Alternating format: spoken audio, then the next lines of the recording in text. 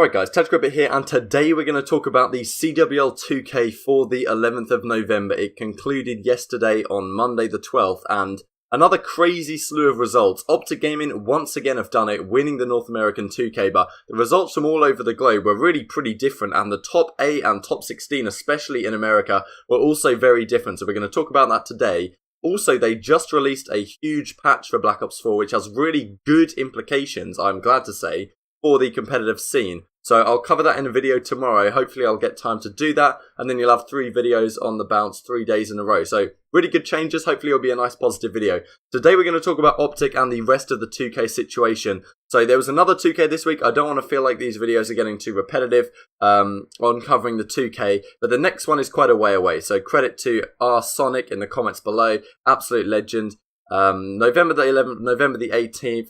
So there is one going to be next week. Then we have, a couple of weeks off until December. Then it has a little bit of a break for CWL Las Vegas on December 7th through 9th. So these are the dates for the 2Ks for the rest of the series if you guys are interested in seeing them. So let's jump right into the results. Firstly, we have the APAC situation. Last week, Tainted Minds came out on top. Mindfreak were supposedly hungover from Naked, who is the owner of Mindfreak, supposedly hungover from his wedding. So, Tainted Minds won it last week. That was at least their excuse. This week it was much more convincing for Mindfreak. I believe they won 3-1 in the finals. The first 2 maps were relatively easy. And the second map, the third map, the Control, they actually lost that pretty swift 3-0. And it was quite nice to see that game being played because Tainted Minds won both their offensive rounds. And even though they were down on kills for one of them, they managed to gain the map control to actually capture the control point before Mindfreak could get back, which is a nice thing to see because the problem that I see, one of the problems that I see with Control, I did a video with Tan on this a little bit ago now, but one of the problems that maybe we didn't even address in that thing was that a lot of the time it just comes down to the kills, and rarely both objectives actually seem to be captured. Or in this game, they were down on kills, but actually to some extent had maybe given up those kills in order to gain the map control and get the objective. I did something along those lines, and that was nice to see at least. Mindfreak closed it out in Game 4, so they won it this week. I expect them to continue this run. Obviously, they lost a first 2K last week for the first time in God knows how long. I would expect them to keep on dominating in the APAC region. So let's have a look at Europe. These are this week's results. Heretics won the 2K, beating Reciprocity 3-0 in the grand finals. All maps are very close. I watched it from Tun's perspective. He was casting it on the EGL channel. Really cool to watch, because if we compare this to last week's, and first of all, one thing to note here is that Red Reserve did not compete. So you might be thinking, where's Red Reserve? You scroll all the way down, you won't see them, because they didn't actually compete in this week's 2K. Rated cited something along the lines of less stress or something like that. I still feel like this would be good practice, though. I feel like it's weird to just skip a 2K and, what were they doing instead? It's not like they were scrimming, right? So, I don't know, maybe there's some other reasons behind the scenes, and maybe some of the players were doing other things. They didn't maybe have the time to compete on these days, but regardless, Heretics came out on top with Reciprocity runners-up. So let's have a look at last week. These are really interesting results because you could swap the top 4 of last week for the 5th through 8th, and it would make much more sense apart from maybe the Gone Gaming team here. The Reciprocity and Red both placed top 8 last week. Red didn't compete this week, but Reciprocity, they reclaimed their place in the finals here as they really should be. Didn't seem to be too much drama this week. Last week we had the Dave fiasco when he called in streaks and stuff like that. A lot of those issues seem to have been fixed with S&D now, and another couple of them have been fixed with this update, I believe, that came out today. So it's a really good one. The rest of these results, so Heretics make it out. One of the interesting things here is that they actually came top 16 last week, and I was like, damn, these Spanish guys are really struggling. Because I always see on Twitter these UK pros, guys like Kreza, guys like Endura, they're always tweeting about how, wow, it must be so nice for these foreigners, the Spanish, to be online in Europe. But, you look at last week, basically everyone who won this, basically everyone in the top 4 here is from the UK, apart from Nevo and Denza and Keza maybe, I don't know. But this time, Heretics did actually come out on top, so I'm sure that adds a little bit of fuel to the fire for those tweets onto the Spanish. But it's always a spicy rivalry in Europe. You guys from the States may not be so aware of this, but the Spanish guys against the UK players, it's so much fun over Twitter and in the Twitch chats as well. The Spanish are crazy about COD. It's so much fun where they come into Twitch chats and Vamos Heretics. So they win this. Piero Kivi's team, I haven't heard that name in a while. these guys actually made top 4. Bit of an unorthodox result. You wouldn't expect that to be repeated, but of course it's online Call of Duty. What can you expect?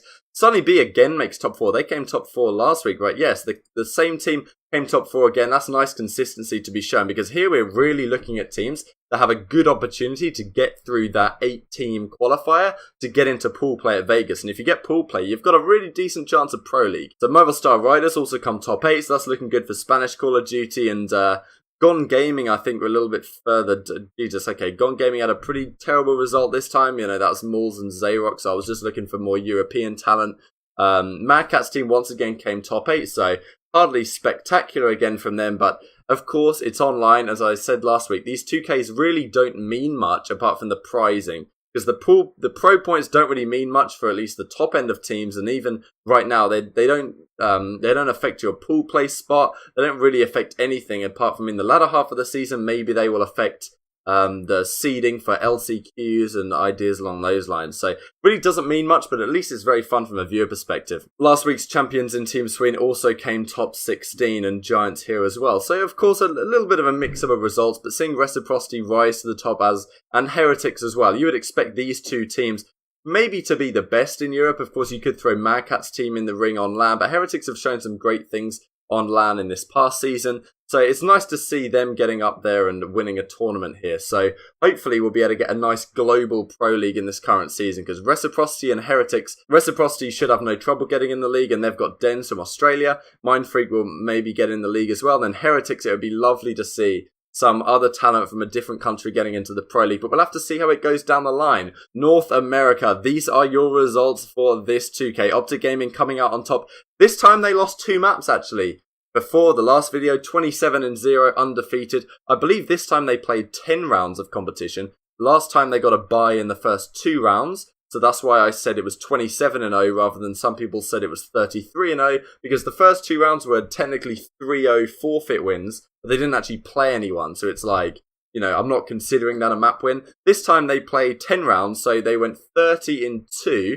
So they are now 57-2 in map count over the first 2 2Ks, which is pretty ridiculous. But to put this into context, from everyone's favourite OpTic fan, OpTic India Villy, he said that last year their map count from the first 4 2Ks was 91-7. So I think it was a bit different last season. Maybe there were less teams competing. They only had 91 map wins over the 4 tournaments. But last year, to open the season, this is with the Scump, Crimsix, Karma and Formal roster, of course, which disintegrated a couple months down the line. They won 3 of the first 4 2Ks. So they won the first 2. I believe they lost in the finals to TK in the third one, and then they won the last one. I may be getting that mixed up, but I'm pretty sure they won 3 of the first 4 with a 91-7 map count. So I guess that's something to keep an eye on. See if they can have less than 7 maps lost over the first 2 of the first 4 2Ks. If we have a look back at this, there will be 4 2Ks played once again before the first event. On December 2nd will be the last one. So it's interesting to keep the tally as we go forward as to how OpTic are doing, because they are always super good at the start of the games. I'll expand on this probably in another video as to exactly why they tend to be so good right at the start, especially in online play. Of course, this online play is definitely going to transfer to LAN to some degree. But right now they're dominant online. I wouldn't expect them to be dominant on LAN. I think that's an overreach, but they're definitely going to be a very solid team on this current form, at least, when they go over to LAN play. And I think one of the reasons why they're so good right now is that the game, a lot of the game is very kill dependent. This is a very slay heavy team, especially bringing in Dashi and TJ Halley. Like last season with the Octane and Methods roster for the latter half of the season, they were insanely good at hardpoint. Hardpoint is very kill dependent. There's not an incredible amount of strategy, because every team kind of does the same thing. It's about who gets the kills. OpTic was superb at that game mode. But TDM, which required a lot more strategy and a lot more team play, and needed someone that was willing to go out and bait, like a kind of TJ Halley figure on Rise, I guess, was something that OpTic lacked. And also in CTF it was very team-based as well, and OpTic's S&D strategies were very one-dimensional and didn't have much creativity at all. However, Black Ops 4 seems to play more like an Infinite Warfare style, which I'm sure OpTic fans will love to hear, when it's mostly kill-dependent. Hardpoint, once again, slaying is very important indeed, and S&D plays a lot more TDM-like than it did in World War II. Now, I expect things to get more strategical as time goes on, and therefore these other teams will probably catch up to OpTic to some degree, but right now they're looking on fire. The only real challenges they seem to have is eUnited, and of course Dashi and TJ bring this S&D prowess, which they really needed, because in the quarterfinals, I believe, they actually lost a map to Envoy's team. These were the guys that beat Envy in last week's 2K to knock them out of top 32, and these guys won the first hardpoint against OpTic. Now, we've seen a lot this year, when OpTic lose the first hardpoint, then snap of the fingers and they're down 2-0 because their S&D hasn't been very good. That's how it tended to go with OpTic's roster this year when they were having a bad time of things. But the fact that they can quite quickly bounce back and win that S&D very convincingly. They lost an S&D in the semis to Spoof's team. This is the old Allegiance roster, Proto, Mayhem, Nova, Spoofs, joining alongside Skies, and Splice also did really well this week. So let's go through the results. eUnited are showing themselves as a real dominant force here, and Jacob's probably chuckling to himself a little bit, because he was of course dropped off this Luminosity squad that really haven't shown much. A couple of you guys were commenting on my video yesterday talking about how OpTic just wiped the floor with Luminosity. Of course it is online, but it definitely shows that OpTic seems to be a much superior team than LG in its current state. And I feel like someone like Cap, especially in a 5v5 setting, would be an absolute no-brainer to try and have on your team. The fact that LG let go of him, I said in the video when I initially broke down the roster that I don't think this is a good idea. And the fact that eUnited is showing this form with him on the team, you know, I'm a bit of a Cap fanboy to some extent. I'm happy to see him have this success. Spacely's team came top 8, showing some good consistency. They're still called August 2K here, but supposedly they did find a team, or what Spacely was saying. There has been a couple of rumours floating about of what it could potentially be, but not officially announced yet. But I'll definitely do a video on these guys when it is announced, because they are showing themselves to be a real contender here. Gotta talk about Killer as well. Killer comes out of nowhere. They beat the 100 Thieves team down. Where even are 100 Thieves in here? Oh, okay. I was getting confused for a second. 100 Thieves did come top 16. They're playing with Teddy Rex instead of Kenny, because he was over in the UK, I believe it was hosted in London, receiving his award for the Esports Console Rookie of the Year, which very highly deserved in my opinion. He was the best player of World War II, so undoubtedly the best rookie, and in terms of console games, Call of Duty is dominant, so happy to see him have that. They had to play with Teddy instead, top 16 from top 4 last week. Not great, of course, but you can't read too much into this. So Killer's team managed to take these guys down 3-1 before I believe they lost to Splice. But Killer's looking really good this year, to be honest. On this team with TCM, Twiz, Supreme Agility, Lethal. So bit of a mishmash of players, it seems to me. But Killer Man, Sloss Boss, hopefully is back. Black Ops 4 Champs is going to be, what is that, like 6 years after Black Ops 2 Champs where he won. So maybe 6 years down the line, he can repeat the trick. So let's have a look at the bracket here. So OpTic comes through, they demolish LG in this game that you guys were talking about, then they 3-1, and then they 3-0'd the finals. The finals were pretty damn close, especially map 2 and 3 on Control and S&D. S&D was 6-4 OpTic, and I believe Control was 3-2. The hardpoint was a little bit less close. eUnited beat Splice here, but Splice have been showing some good things as well. They actually 3-0'd Spacely's team, I think. And yeah, Killer's team lost to eUnited here. So these guys have been looking very strong. I do consider Splice a very underrated squad, to be honest. Accuracy was really good last year. Looney knows how to win. Aqua's been a fantastically talented player, and so has Jerd. And then Temp, obviously, you know, people don't tend to like him, but he's definitely got some skill there. Obviously, it seems several hotheads on this team, right? But it seems to be working for them, even though it's online. They've showed up twice in a row. These are last week's result. They came top 8 last week.